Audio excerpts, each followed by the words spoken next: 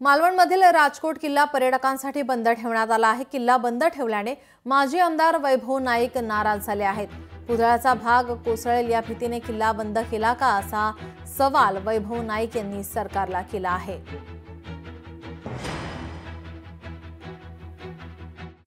राजकोट किल्ल्यावर जवळजवळ 100 कोटी रुपये खर्च करून छत्रपती शिवाजी महाराजांचा पुतळा या ठिकाणी उभारण्यात आला आणि 100 कोटी रुपये खर्च करून सुद्धा हा पुतळ्याच्या आजूबाजूचा परिसर काही दिवसापूर्वी खचला गेला होता।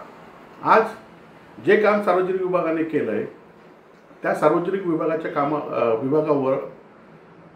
कामावर स्वतःचाच विभागाचा विश्वास नाही हे आता 22 जून पासून पर्यटकांना बंदी आणल्यावरून दिसून येत आहे। सीसीटीव्ही बसवले पाहिजे जेणेकरून पुतळ्याचं संरक्षण झालं पाहिजे। त्याचबरोबर या कामाबद्दल मुख्यमंत्र्यांनी अजूनही लक्ष टाकून या कामाबद्दल पडताळणी केली पाहिजे।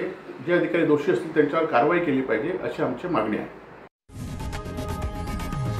लोकशाही मराठी ऐका, पहा, जागरूक रहा।